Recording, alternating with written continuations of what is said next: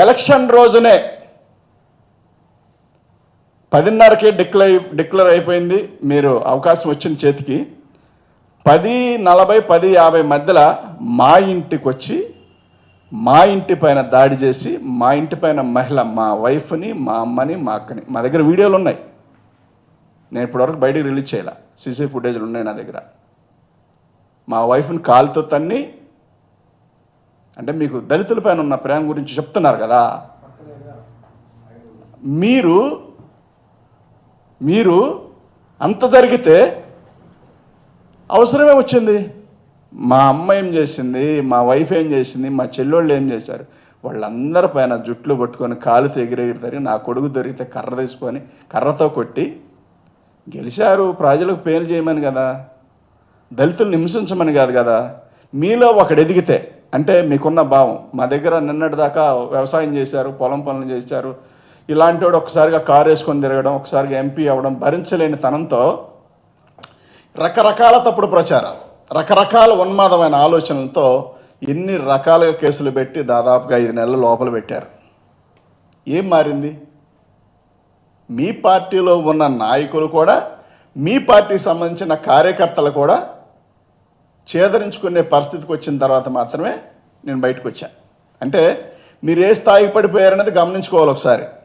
అది సరిపోదన్నట్టు మీరు గెలిచిన 10 నెలల్లో కొట్టడం, నరకడం, చంపడం, ఒక పక్కన మా పైన కేసులు పెట్టడం, మా కుటుంబాన్ని హింసించడం, మా వైఫ్ ఎక్కడికన్నా వెళ్తే పాపం మీ వాళ్ళు ఫాలో అవ్వటం, లాయర్ల దగ్గరికి వెళ్ళినా, మా అన్నయ్య మా వైఫ్ లాయర్ల దగ్గరికి వెళ్ళినా ఫాలో అవ్వటం, బెదిరించడం, రాంగ్ కాల్స్ చేసి యూకే నుంచి అక్కడ నుండి కాల్స్ చేసి అక్కడ తిరిగినా మేము వదిలిపెట్టం, ఎక్కడ తిరిగినా వదిలిపెట్టం అని చెప్పి రకరకాలుగా ప్రలోభపెట్టి, భయపెట్టి, భయభ్రాంతులు చేసి ఏ రకంగా బెదిరించారనేది మా దగ్గర ప్రూఫ్లు ఉన్నాయి, సాక్ష్యాలు ఉన్నాయి.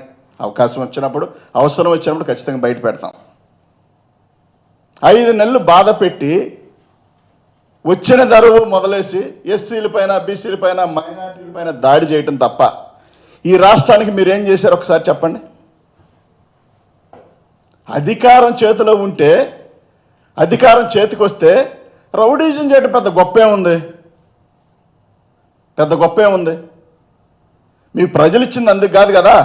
జగన్ గారు ఒక పథకం ఇస్తే మేము 4 ఇస్తామని చెప్పారు. మేము జగన్ గారు ఒక మనిషికి పిల్లాడికి అమ్మఒడి ఇస్తే మేము 4గురికి ఇస్తామని చెప్పారు. మీకు 15,000, నీకు 15,000, నీకు 15,000, 18,000, 18,000 అని దొరికిన కాడాలి డబ్బా కొట్టారు. ఇవాళ ప్రజలు ఎక్కడ మిమ్మల్ని పథకాలు అడుగుతారు అని చెప్పి అనగారిన జాతుల పైన కడుపు మంట పెంచుకొని వాళ్ళ మీద కొట్టడం, తిట్టడం తప్ప మీరేమైనా చేయగలిగారా? ఇది పాలన అంటారా? బీహార్లో మాత్రం ఈ మాత్రం జరిగిందా? అసలు బీహార్ అంటూ ఉంటారు కదా, ఆ ఏరియాలోనే ఇలా జరిగిందా? ఎప్పుడైనా ఉందా ఈ రాష్ట్రంలో? కక్షపూరితమైన రాజకీయాలు తప్ప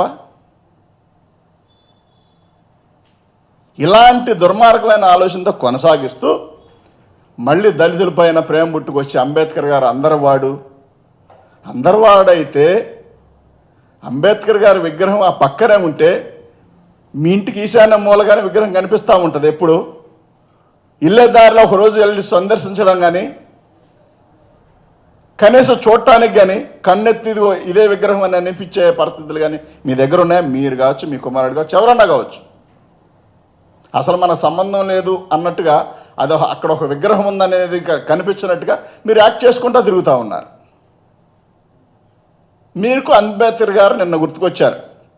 అది జయంతి సందర్భంగా మాట్లాడకపోతే బాగోదేమో అని చెప్పి నిన్న గుర్తుకొచ్చింది మీకు.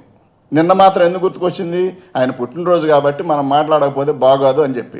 ఇవాళ మాత్రమే మీరు 10 నెలలు అయ్యి, ఏ నాయకుడైనా మీరు గమనించండి, 10 నెలల్లో ఒక ముఖ్యమంత్రిగా ఉన్న వ్యక్తి 10 నెలల వ్యతిరేకత ఎదుర్కొని ప్రజలకు ఏదో రకంగా ప్రజల దగ్గరికి వెళ్తున్నాడని చెప్పుకోవాల్సిన దుస్థితికి వచ్చారు మీరు. అంటే ఇవాళ మీరు పరామర్శ చూడటానికి, పలకరించడానికి, ఒక కష్టాలు తెలుసుకోవడానికి వెళ్తూ ఉన్నారంటే మీరు ఎందుకు వెళ్తున్నారనేది ఏంటంటే, ఒక కుటుంబాన్ని ఎంచుకొని, అది మీ పార్టీకి సంబంధించిన అనుకూలమైన వ్యక్తులను పెట్టుకొని మీకు అక్కడ ఎవరో రాకుండా 1 to 1 సినిమా షూటింగ్ లాగా మీ వాళ్ళు జబర్దస్త్ టీము కనుక ఒక వర్క్ చేసి చూసారా, అట్లాంటి వ్యక్తులను పెట్టుకొని చేసేది ఇలాగా చేసి ఆ వీడియోని బయటికి రిలీజ్ చేసి, చిన్ననాటి స్నేహితుడు పాపం మీకు 50-70 ఏళ్ళు వచ్చిన తర్వాత చిన్ననాటి స్నేహితుడు గుర్తుకొచ్చి వాళ్ళ ఇంటికి వెళ్ళారా? పాపం మొదటి నుంచి తెలుసు కదా చిన్ననాటి స్నేహితుడని.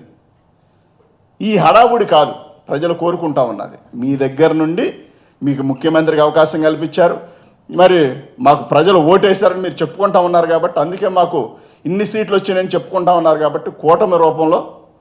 మరి అలాంటప్పుడు మీరు ప్రజలకు మేలు కదా చేయాల్సింది. మీరు చదువుకోరని ఒక ఆయన అంటాడు, శుభ్రంగా ఉండరని ఒక ఆయన అంటారు. మహానుభావులు రాష్ట్ర ముఖ్యమంత్రిగా ఉన్న చంద్రబాబు నాయుడు గారు అయితే ఎవరు పుట్టాలని కోరుకుంటారని ఏకంగా ఆయనే మాట్లాడిన సందర్భాలు మనందరం కూడా చూసాం. మాది పదవి వ్యామోహంతో వచ్చిన పార్టీ కాదు, రాజశేఖర రెడ్డి గారు ఆశయ సాధన కోసం పెట్టిన పార్టీ ఇది. మరణాన్ని కూడా ఆస్వాదించి ఎప్పటికైనా మరణిస్తాము, మరణించే లోపల మంచోడు అనిపించుకోవాలి, రాష్ట్ర ప్రజలకు ఎంతో కొంత మేలు చేశామని అనిపించుకొని బతకాలని చెప్పి జగన్మోహన్ రెడ్డి గారు చూస్తూ ఉంటే, 5 సంవత్సరాలు కాదు మేము 4వ ముఖ్యమంత్రిగా ఎన్నికయ్యాము, మేము 4 సంవత్సరాలు ముఖ్యమంత్రిగా 4వసారి కొనసాగిస్తా ఉన్నామని మీరు చెప్పుకున్న తరంలో అసలు మిమ్మల్ని మోయడానికే పుట్టిన పవన్ కళ్యాణ్ గారు ఒకళ్ళు ఏ ముఖం పెట్టుకొని ప్రజల దగ్గరికి వెళ్ళి ప్రజలను మోసం చేయొచ్చా? మీ మీద ఆశ పెట్టుకొని కదా ఓట్లేసింది మీకు. మీరేదో మేలు చేస్తారు, జగన్మోహన్ రెడ్డి గారు బ్రహ్మాండంగా చేశారు, వీళ్ళు ఇంకా బాగా చేస్తారు అని కదా ఓట్లేసింది మీకు. అలాగనే కదా నోటికి వచ్చిన అబద్ధం వల్ల ఆడితే మీకు ఓటేస్తే. మొన్న ఒక ఆయన అంటా ఉన్నాడు, మేము చెప్పామయ్యా నమ్మటం వాళ్ళ తప్పు అని మాట్లాడుతున్నాడు నాతో. మేము చెప్పాము నమ్మటం వాళ్ళ తప్పు, ఇచ్చిన హామీలు ఎప్పుడన్నా నెరవేర్చారా? అది తెలీదా? 3 సార్లు ముఖ్యమంత్రిగా ఉన్నప్పుడు హామీలు నెరవేర్చిన రోజు ఒకటి చూపించండి, 4వసారి నమ్మారంటే మీ తప్పు అని మాట్లాడుతున్నా. అంటే ప్రజలను మోసం చేయడం మా తప్పు కాదు, మోసపోవడం మీ తప్పు అని చెప్తా ఉన్నారు.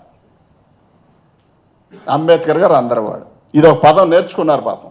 ఈ మధ్య సినిమా షూటింగ్లు అడావుళ్ళు అన్నీ వాటిని పోల్చుకొని పనిచేయడం మొదలుపెట్టారు. అందులో భాగంగానే ఇవాళ ఎంతమంది పైన మీకు ప్రేమ పుట్టుకొస్తా ఉంది. దయచేసి జగన్మోహన్ రెడ్డి గారితో దళితులకు మేలు చేసిన విషయంలో రాష్ట్ర ముఖ్యమంత్రిగా ఉన్న చంద్రబాబు నాయుడు గారు కానీ వాళ్ళ కుమారుడు కానీ పవన్ కళ్యాణ్ గారు కానీ పోల్చుకోవద్దు దయచేసి. జగన్మోహన్ రెడ్డి గారు బహిరంగంగా మీరు అవమానం చేశారు, బహిరంగంగా అవమానం చేసి మీడియా ముందు మాట్లాడారు దళితులకు ఎవరు పుట్టాలనుకొని. అదే బహిరంగంగా జగన్మోహన్ రెడ్డి గారు నా బంధువులు ఉన్నారు అందరూ అని చెప్పాడు, నా బంధువులు దళితులని చెప్పాడు. మీరు చెప్పండి ఒక మాట, అట్లా పలానాలతో మాకు రిలేషన్ ఉంది, పలానాలు మా ఇంటికి వచ్చి డైలీ అన్నం తిని వెళ్తూ ఉంటారని చెప్పండి ఒక మాట. మీరు అవమానం చేసిన నందిగం సురేష్ అనేవాడు 2014లో 48 గంటలు జైల్లో పెట్టి ఏ ఒక్క ప్రూఫ్ దొరక్క కేసు ఎత్తేసి అయ్యే ఇందులో ఎవడో లేడు, ఏం జరిగిందో మాకు తెలియదని కేసులు ఎత్తేసి మీరు మళ్ళీ 2019 నుంచి మళ్ళీ 24 దాకా పాలన కొనసాగితే ఆ పాలనలో నందిగం సురేష్ ఏదో చేశాడని చెప్పి తప్పుడు కేసులు పెట్టి రకరకాలుగా ఇబ్బంది పెట్టి మళ్ళీ జైలుకి దాదాపుగా దగ్గరపడి 5 నెలలు జైల్లో పెట్టిస్తే మీకు దళితులపైన ప్రేమ ఏంటి సార్ ఇందులో? మాకు అర్థం కాదు. పోనీ నందిగం సురేష్ ఒక్కడే కాదు కదా, ఎర్రగొండపాలెం ఎమ్మెల్యేగా ఉన్న చంద్రశేఖర్ అన్నని, మేరుగు నాగార్జున అన్నని, అలాగనే నందిగం బ్రదర్స్ అన్న మరి అరుణ్ అన్న వాళ్ళ ఫ్యామిలీని వాళ్ళందరి పైన కేసులు పెట్టారు కదా మీరు. అంటే ఇదా మీకున్న ప్రేమ? దయచేసి మీరు ఉందని చెప్పకండి, ఎందుకంటే ప్రజలు కూడా నమ్మే ఓపిక లేదు.